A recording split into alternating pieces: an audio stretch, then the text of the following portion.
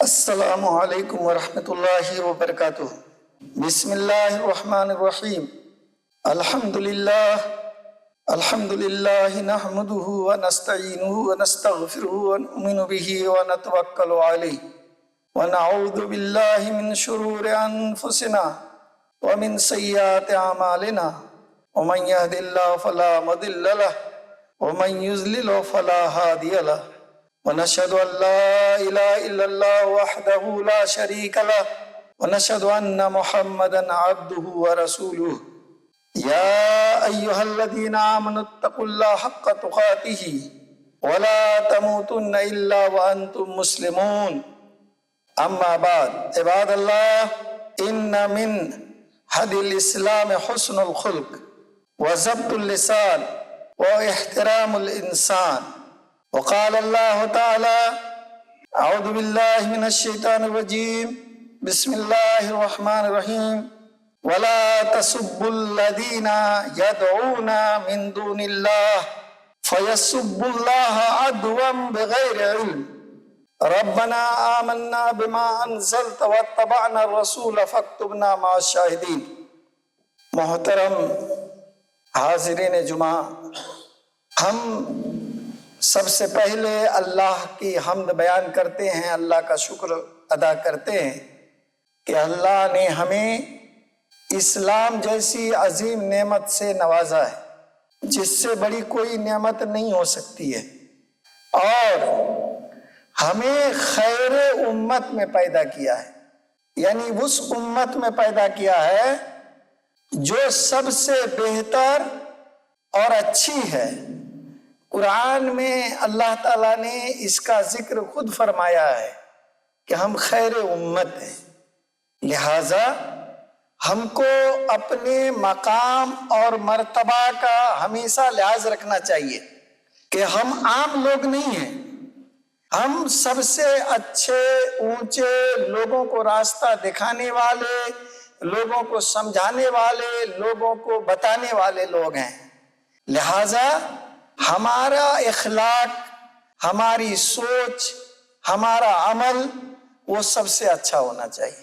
خاص طور سے ابھی کے جو حالات ہیں، دنیا کے حالات اپنی جگہ بہت ہی تکلیف دہ حالات سے امت مسلمہ پوری دنیا میں گزر رہی ہے، لیکن کچھ دنوں پہلے تک نیپال میں ہم لوگ نہایت ہی پرسکون زندگی گزار رہے تھے۔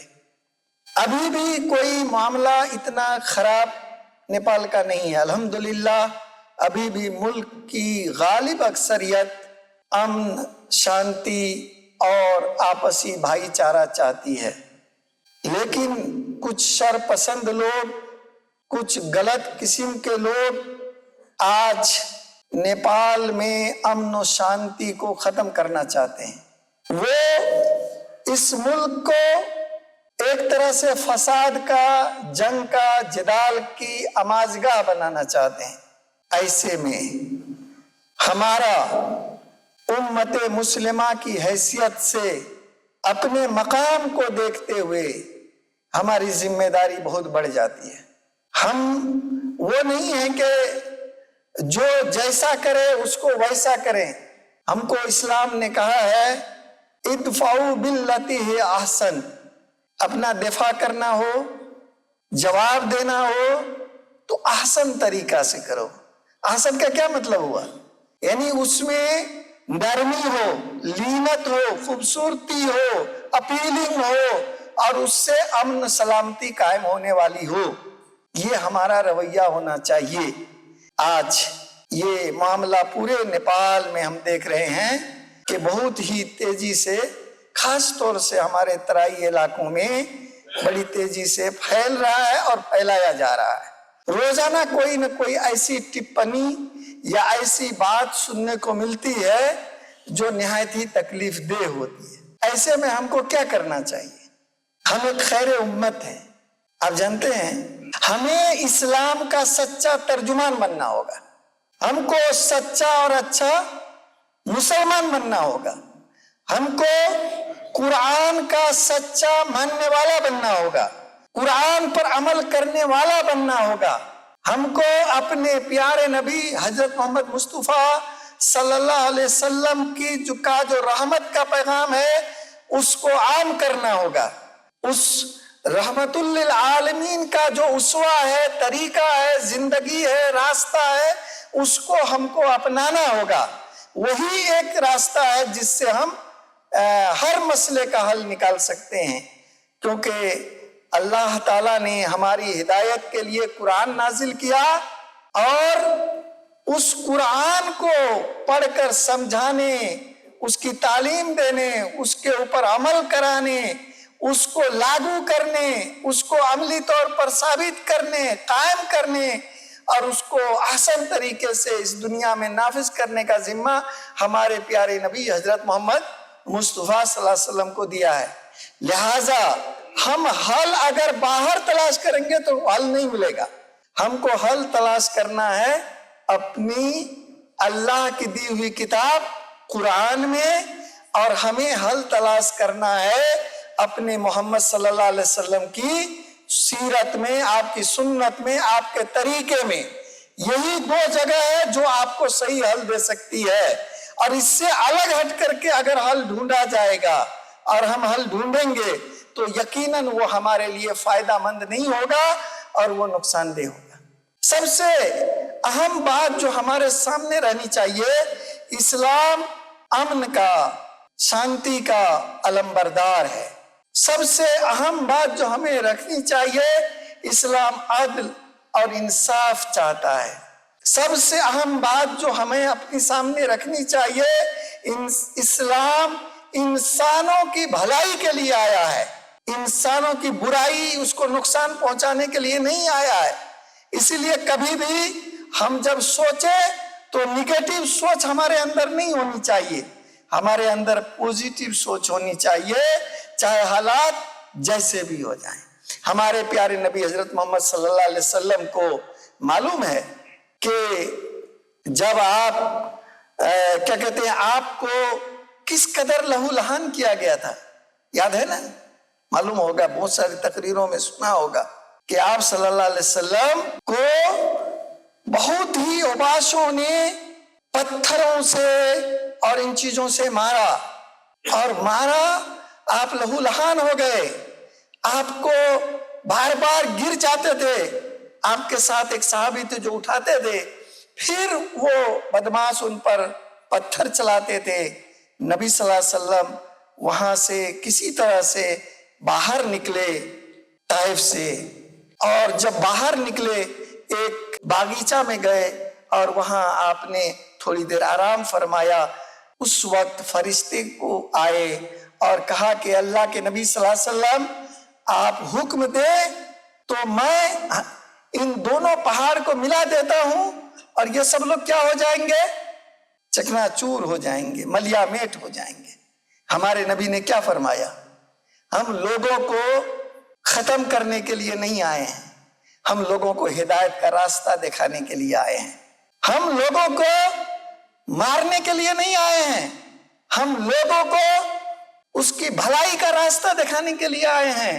لہذا ہم یہ نہیں کہیں گے کہ دونوں پہاڑ کو ملا دیا جائے، بلکہ ہم اللہ سے دعا کریں گے کہ اللہ یا تو ان کو، اور اگر یہ اس لائق نہیں ہے تو ان کی اولاد کو ہدایت دے.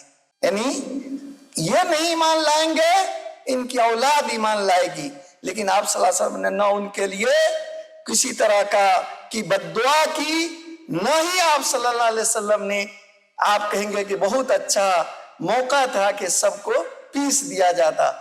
نبی صلی اللہ علیہ وسلم کے اوپر خود پتھر برسایا گیا تھا. میرے پیارے بھائیوں، یہ اسوہ ہم کو بتاتا ہے کہ ہم سوچیں تو انسان کی بھلائی کے لیے سوچیں.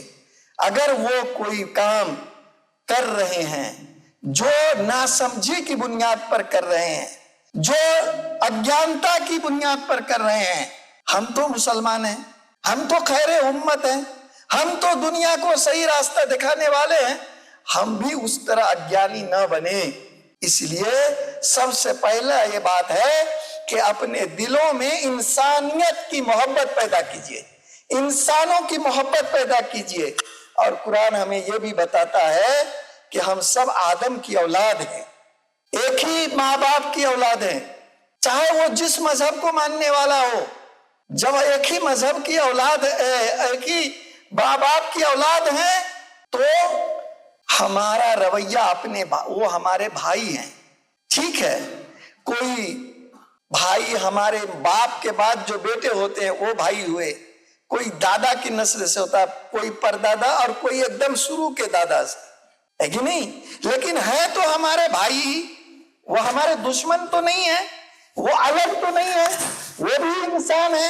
لہذا وہ ناسمجھی میں اگر غلط کرتے ہیں تو ہمارے دلوں میں نفرت، عداوت، اور اس کے بجائے محبت کا جذبہ اور جوان کیا جانا چاہیے۔ اور سب سے جو چیز جدھر ہم کو جانا چاہیے وہ یہ ہے کہ اللہ سے اپنے تعلق کو مضبوط کرنا چاہیے۔ اللہ سے اپنے تعلق کو کیا کرنا چاہیے؟ مضبوط کرنا چاہیے۔ ہو سکتا ہے کہ یہ آزمائش بھی اسی لیے آئی ہو کہ ہم نے اللہ کی نافرمانی کی ہے، اللہ سے ہمارا تعلق نہیں ہے، اللہ نے جو کرنے کہا نہیں کرتے ہیں، جس سے رکنے کہا اس سے نہیں رکتے ہیں، اور اللہ تعالیٰ نے آپ کو جگانے کے لیے، آپ کو اپنا منصب یاد کرانے کے لیے، اللہ سے جوڑنے کے لیے آپ کو یہ ایک طرح کا ایک سمجھیے کہ ایک موقع دیا ہو کہ اب بھی جگ جاؤ، اب بھی تم اللہ سے جڑ جاؤ۔ لہذا اپنے تعلق کو اللہ سے جوڑیے، نماز کی پابندی ہو، ہر ہمارا بچہ، مرد، عورت، بوڑھا 5 وقتہ نماز کا پابند ہونا چاہیے، وہ اللہ سے اللہ کا ذکر کرنے والا ہونا چاہیے، اللہ سے دعائیں مانگیے، اللہ سے رو رو کے مانگیے، اور پھر دیکھیے کہ اللہ کی قدرت کے آگے کسی کی قدرت نہیں ہے، اور وہ سارے مسائل کو حل کر دے گا۔ تو یہ اپنے دماغ میں رکھیے۔ اس کے بعد ایک چیز میں نے ابھی آیت پڑھی ہے، ٹھیک ہے، وہ اگیانی ہیں، وہ اللہ تعالیٰ کی شان میں غلط کرتے ہیں، برے الفاظ بول دیتے ہیں، ہمارے نبی حضرت محمد صلی اللہ علیہ وسلم کی شان میں گستاخیاں کر دیتے ہیں۔ تکلیف ہونا یہ ایمان ہے، سمجھ رہے ہیں نا؟ تکلیف ہونا چاہیے، لیکن اس کا جواب کیسا ہونا چاہیے؟ اسلام نے کیا کہا؟ ادفع باللتی ہی احسن، جو سب سے اچھا کارگر ذریعہ ہو، جس سے کہتے ہیں نا کہ کام بھی ہو جائے اور آپ کو نقصان بھی نہ ہو، وہ ذریعہ بنانا چاہیے۔ تو اس کا سب سے اہم یہ ہے کہ ہم اجانتا میں آ کر کے ان کے دیوی دیوتا کو، ان کی محترم شخصیات کو گالی نہ دیں، جیسے کہ ہمارے طرف سے بھی کبھی سننے میں آتا ہے، کچھ ہمارے نوجوان جوش میں آ کر کے دیوی دیوتاؤں کو اور ان کو برا بھلا کہہ دیتے ہیں، کبھی ایسی باتیں کہہ دیتے ہیں جس کا نتیجہ ہم ہی کو نقصان میں آتا ہے۔ اگر آپ ایسا کہتے ہیں تو آپ جانتے ہیں کہ اس کام سے فائدہ ہوگا آپ کو؟ نہیں ہوگا۔ جب نہیں ہوگا تو یہ کام کیوں کریں؟ اچھا، اللہ ثواب دے گا اس پر، جبکہ اللہ نے روکا ہے۔ جب اللہ نے روکا ہے تو اللہ ثواب دے گا کہ گناہ دے گا؟ اللہ پکڑے گا نا۔ تو گویا دنیا میں بھی مارے گئے اور آخرت میں بھی مارے گئے، ایسا گھاٹا کا سودا کیوں کریں؟ اسی لیے یہ بات عام ہونی چاہیے کہ ہم کبھی بھی ان کے دیوی دیوتاؤں کو غلط نہیں کہیں گے، سمجھ رہے ہیں نا؟ اب احسن کیا ہے؟ احسن کی بہت ساری مثالیں ہیں۔ احسن کی مثال نبی صلی اللہ علیہ وسلم بہت سارے دی ہے۔ جانتے ہیں اسلام دنیا کے ایک بڑے حصے پر اخلاق کی وجہ سے پھیلا ہے۔ آپ اتنے ایماندار ہوں کہ غیر مسلم اپنی امانت آپ کے پاس آ کے رکھیں اور محترم بنائیں اور کہیں کہ یہ اتنے اچھے لوگ ہیں، ہم ان کے خلاف نہیں جا سکتے۔ آپ کی امانت داری سب سے مثالی ہو۔ اللہ کے پیارے نبی صلی اللہ علیہ وسلم، لوگ مذہب کی بنیاد پر تو دشمنی کرتے تھے لیکن سب سے امین سمجھتے تھے، اور آپ ہی کے پاس اپنی امانت لا کے رکھتے تھے۔ ہمارا حال کیا آج امانت داری ہے؟ آپ کو میں بتاؤں، یہ ملیشیا ہے، انڈونیشیا ہے، ادھر برونئی ہے، اور بہت سارے ممالک ہیں جہاں مسلمانوں کی جو فوج ہے وہ نہیں گئی ہے۔ کس کے ذریعے اسلام پھیلا ہے؟ تاجروں کے ذریعے، کام کرنے والوں کے ذریعے، عام لوگوں کے ذریعے، آپ جیسے لوگوں کے ذریعے اسلام پھیلا ہے۔ کیوں؟ کیونکہ انہوں نے وہاں جا کر کے بتایا کہ ایک اسلام کا ماننے والا انسانوں کے بیچ میں بھید نہیں کرتا ہے، وہ انسان کی بھلائی کے لیے کام کرتا ہے، وہ سچ بولتا ہے، وہ وعدہ کی پابندی کرتا ہے، وہ ایک دوسرے کی عزت کی حفاظت کرتا ہے، وہ مسلمان ہو یا غیر مسلم کوئی بھی ہو، اگر اس کا پڑوسی ہے یا ضرورت مند ہے تو اس کی مدد کرتا ہے، وہ کسی بھی عورت کی طرف غلط نگاہ سے نہیں دیکھتا ہے، وہ چاہے جو بھی ہو، وہ ہر عورت اس کے لیے محترم ہوتی ہے، اس کی عزت اور آبرو کی وہ حفاظت کرتا ہے۔ جب انہوں نے دکھایا، وہ تجارت میں جھوٹ نہیں بولتا ہے، وہ دھوکہ نہیں دیتا ہے۔ جب یہ سارا ان سے پوچھا کہ تم کو اتنا اچھا آدمی کس نے بنایا، تو کہا ہمارے اسلام نے۔ کہا اگر اسلام اتنا اچھا ہے تو ہم کو اسلام قبول کرنا چاہیے۔ سمجھ رہے نا؟ اور آج بھی ان ملکوں میں اسلام ایک بہت ہی طاقتور پوزیشن میں موجود ہے۔ کس کی وجہ سے؟ ہمارے اخلاق کی وجہ سے۔ تو پہلی بات تو یہ کہ ہم اپنے اخلاق کو اونچا کریں۔ ہم یہ ڈر سے کرنے نہیں کہتے ہیں، مسلمان ڈرتا نہیں۔ مسلمان کس بات سے ڈرے گا؟ مرنے سے، جبکہ وہ جانتا ہے کہ مرنے کے بعد کی زندگی ہی ہمیشہ کی ہے، اور وہ موت اگر اسلام میں آئے تو باقی جو کمزوریاں اللہ اپنے فضل سے معاف کر کے ہم کو آخرت کی زندگی بنا دے گا، تو پھر اس سے ڈرنا کیا ہے؟ آپ لوگ مختلف جگہوں کے رہنے والے ہیں، آپ نے تھوڑا فائدہ دیکھا کہ کاٹھمنڈو میں جا کے کام کریں گے تو اپنے گاؤں کو چھوڑ کے یہاں آ گئے، منتقل ہوئے نا۔ موت بھی تو ایک انتقال ہے، اس دنیا سے اس دنیا کا، یہ تھوڑا بڑا والا انتقال ہے، اسی لیے ہم لوگوں کو سمجھ میں نہیں آتا ہے۔ لہذا مسلمان ڈرتا نہیں ہے، تو مسلمان بزدل نہیں ہے، اس لیے وہ ظلم نہیں کرتا ہے، وہ انصاف کرتا ہے، وہ اپنے اوپر کنٹرول رکھتا ہے، سیلف کنٹرول رکھتا ہے، اپنی زبان پر کنٹرول رکھتا ہے، اپنے آنکھ پر کنٹرول رکھتا ہے، اپنے پیر پہ کنٹرول رکھتا ہے، اپنے ہاتھ پہ کنٹرول رکھتا ہے، اپنے جذبات پر کنٹرول رکھتا ہے، اور اس طرح سے مسلمان جو ہے لوگوں کے سامنے اسلام کی چلتی پھرتی دعوت بن جاتا ہے۔ اس کے کام کو دیکھ کر کے، اس کی چلت پھرت کو دیکھ کر کے، اس کے مضبوط عقیدے کو دیکھ کر کے، اس کے رہن سہن کو دیکھ کر کے، اس کے ڈسپلن کو دیکھ کر کے لوگ کہتے ہیں کہ واقعتاً یہ اسلام ہے، تو یہی اسلام ہمیں ماننا چاہیے۔ تو اس لحاظ سے آپ کا اخلاق اس لیے نہیں اونچا ہونا چاہیے کہ ہم کریں کہ آپ ڈر کر کے کسی کے ڈر سے کریں، نہیں، یہ ہمارا اللہ کا حکم کا ہے کہ ہمارا اخلاق کیا ہونا چاہیے؟ ہم اللہ کی خوشی کے لیے کرتے ہیں، اپنے رسول کی سنت کی پیروی کے لیے کرتے ہیں۔ ہم ایک سب سے اونچی امت ہے اسی لیے کرتے ہیں۔ ہماری زبان، جیسے ہمارا ہاتھ گندا نہیں ہو سکتا ہے، زبان بھی گندی نہیں ہوگی کسی گالی سے، کسی گندی بات سے۔ ہمارا قلم بھی گندا نہیں ہوگا کسی گندی بات اور گندے اس سے۔ تو یہ چیز ہم لوگوں کو دماغ میں رکھنی چاہیے کہ ہمارا اخلاق سب سے اونچا ہونا چاہیے۔ آپ کا پڑوسی آپ سے ہمیشہ سرکشا محسوس کرے، ایسا ہونا چاہیے۔ آپ جہاں پر کرائے میں ہیں، مکان مالک کہے کہ اگر یہ جائے گا تو پھر ہم مسلمان ہی کو رکھیں گے، کیونکہ یہ لوگ بڑے اچھے ہوتے ہیں، صاف ستھرے ہوتے ہیں، صفائی کے پابند ہوتے ہیں، اور آپ کا ہمارا اخلاق اسلام کی اچھائی کو لوگوں کے دلوں میں بیٹھا۔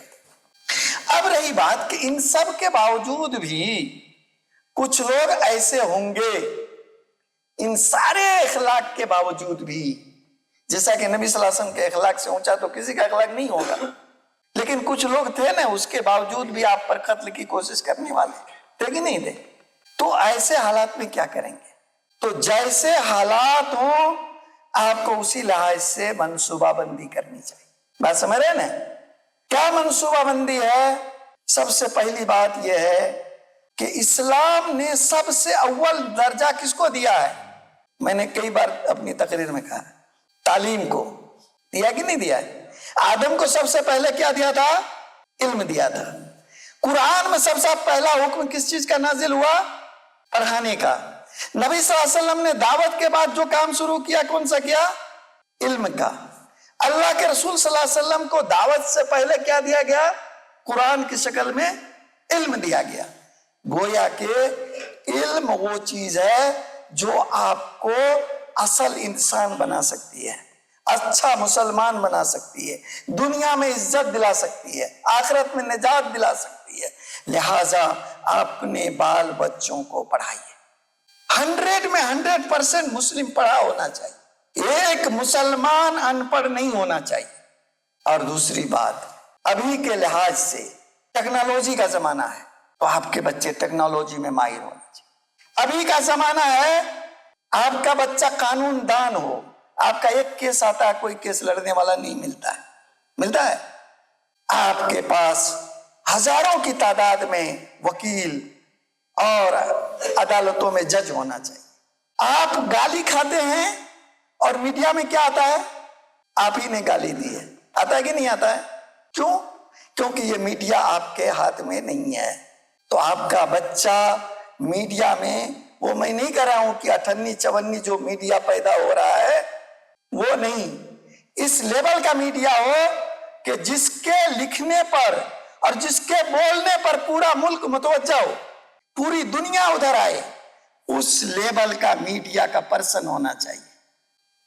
لیکن جیسے ہی ہم یہ بات کہیں گے، کچھ وہ لوگ جن کو ان چیزوں سے کوئی سروکار نہیں ہے، وہ ہمیشہ آپ کو کوئی دے دے، کوئی دے گا تبھی ہمارا بیٹا میڈیا پڑھ سکتا ہے، نہیں، ہم اپنے بل پر پڑھائیں گے۔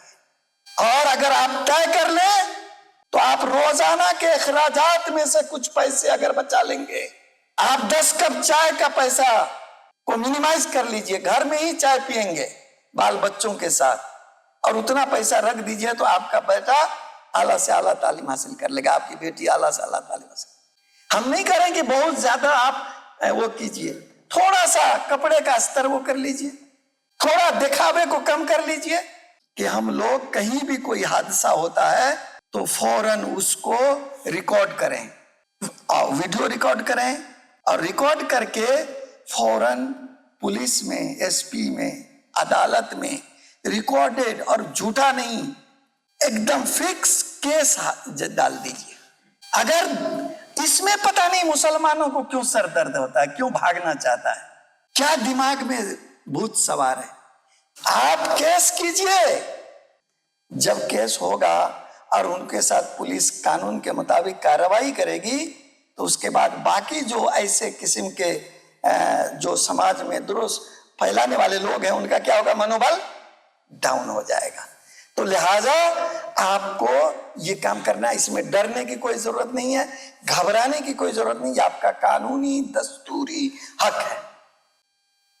اسی کے ساتھ ساتھ آپ لوگ ایک کام ضرور کیجئے، کبھی بھی بات کرتے ہوئے، چاہے مجلس میں ہو اور کہیں بھی ہو، لاجک سے بات کیجئے، اور کسی دھرم وشیش کو، سمودائے کو ٹارگٹ نہیں کیجئے، ہمیشہ اس آدمی کو ٹارگٹ کیجئے جس نے غلطی کی ہے۔ اس سے کیا ہوگا کہ غلط آدمی پکڑا جائے گا، اور جو ایک فساد برپا کر کے ہمارے نیپال کو اشانت بنانے کی کوشش ہے وہ ختم ہو جائے گی۔ تو یہ چند باتیں تھی جو آپ لوگوں کو آئندہ اپنی باتوں میں رکھنا ہے۔ ہر ایک کا بچہ پڑھ سکتا، اس کے بعد اگر کوئی غریب ہے تو پورے مسلمانوں پر ذمہ داری ہے، اور وہ بچہ پڑھنے والا ہے، وہ بچی پڑھنے والی ہے، تو اس کے لیے وہ کوشش کریں۔